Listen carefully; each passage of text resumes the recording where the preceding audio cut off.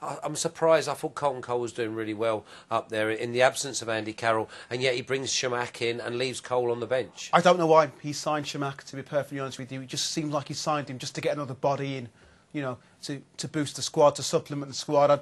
I'm not quite sure what he's going to add. You know, Shamak, when he first moved to us, I thought he looked a good player. He looked like someone who was going to get in a box, score different kinds of goals for Arsenal. You know, balls into the box, crosses, headers.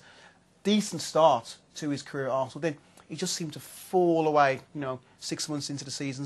So I'm surprised he's actually even brought him there, let alone he's actually starting him ahead of Carlton Cole, who has looked really good, especially those games against Manchester United in the FA Cup and the game against Chelsea as well in the league.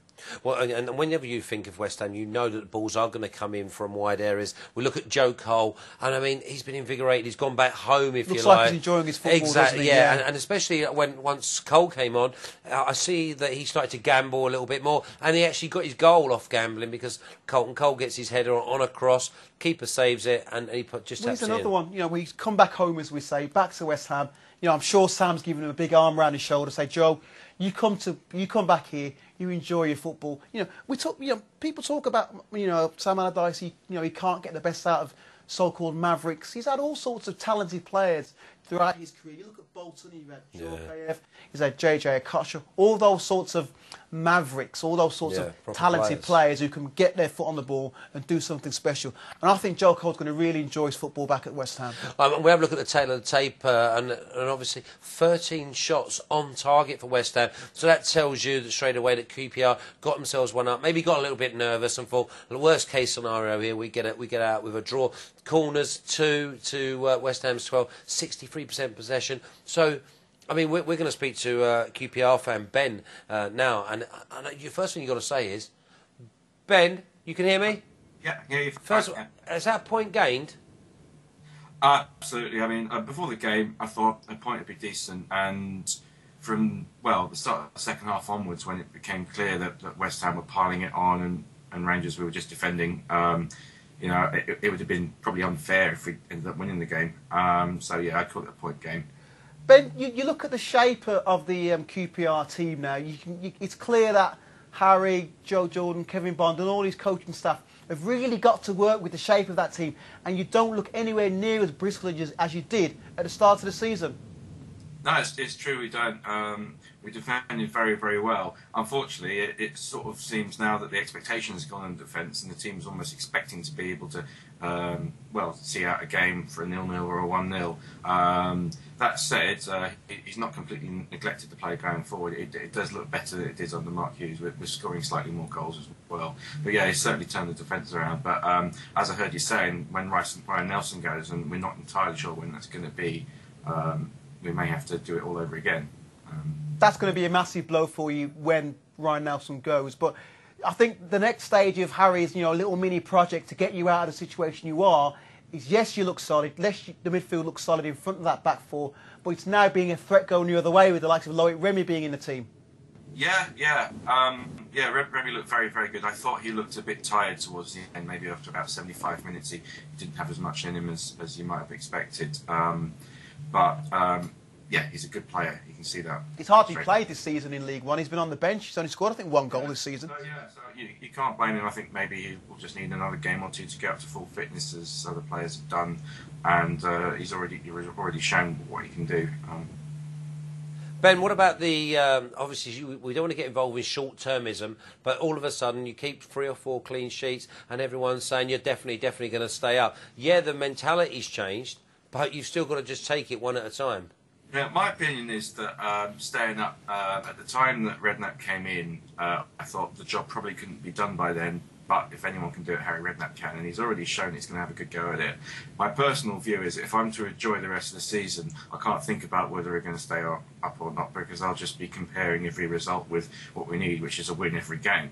So I'm just going to have to leave that till May, I think, and try and enjoy the games that I'm going to. Ben, that's every supporter in the land. That's what you do. You go to the game, you enjoy the game, and then you go home and look how everyone else has got on and see if you've closed the gap. Well, I don't know. I mean, because I know before the game, we've got to win this one because we're 5 points behind second bottom, never mind safety. Or I can just think, well, okay, it's West Ham away. what are my expectations? Let's play well, see if we can get a point. And I know that's not going to be enough to keep us up, but thinking like that's the only way I'm going to enjoy this season. So we'll have to see. But we've had some good results. The Chelsea result was amazing. The Spurs result was as good as could be expected. In fact, I came a little bit disappointed from that one because we had slightly better chances than they did. West Ham, absolutely the opposite. I thought West Ham deserved the win really, and we did very, very well to stay in the game. From a defensive point of view, maybe not from a keeping the ball in the middle of the field point of view, though. Ben, in terms of your fight for survival, you've got a 5-point deficit to chip away at. Can you make a case for 3 worse sides than you this season? Well, I think Villa are probably the worst side in the league. Other than that, Liverpool have bad games, but as long as they've got Luis Suarez, they're always going to do well. And I don't know, now that Southampton have effectively invaded Russia by... Ben, where did Liverpool come into the equation now? Well, I think they've been poor, unfortunately. They're not a candidate to get relegated, though, are they? No, they're not. That's why I'm ruling them out. I'm just saying that... Oh, right. Okay. Well, what about the teams like your Newcastles, your Villa? And Fulham. Let's not say that Fulham are safe. There's a lot of teams, and that's the beauty. I think you've got a new manager coming in, new personnel that are now having to put a shift in, and the teams have not pulled away from you. No. On the other hand, Reading and Sunderland are doing very, very well. So we don't know. I mean, Villa have got 4 points in the last few games as well, I think. So we'll have to see. It'd be nice if we could catch Fulham. In theory, we could. I mean, we could still catch some teams and finish third bottom, so it wouldn't mean anything in the end. But we'll have to see. See if Reading are going to keep on winning or not. See if Newcastle are going to keep on losing. But if we don't get the points we need, it's not going to matter. Okay, listen, we're going to let you go, Ben, and when we come back, we're going to have a chat with Leon, who's going to be have a look at the other West Ham. Oh, sorry, Ben, are you still with me? Yeah, absolutely. I had a note there to ask about your charity event, and I went completely blank for a second then. Yeah, that's okay. West Ham fans will know most about this because it's actually been organised by an 11-year-old boy, and this is the 3rd year in a row he's done it. And he wants to raise as much money as he can for the Bobby Moore Fund for cancer research. And last year I went on a walk with him from Wembley to Upton Park, 25 miles over 3 days. And this year he's doing a tag team thing spanning the whole country with all the 92 clubs. And if anyone wants to get involved, sort of do their bit for their club or help him out in any way, if you search up for the name John Joe Hoyerman, the big football tag on the internet, you can find all the information. And I'm doing the walk for the QPR route from QPR to West Ham. Quality, Ben. I'm glad I got that in, and I'm sorry that I didn't review my notes properly. But hey, good luck with the walk. Okay, yes. Listen, it's a great charity, so good luck with the walk. Obviously, good luck with hopefully going to be staying up, and Harry Houdini will do it again.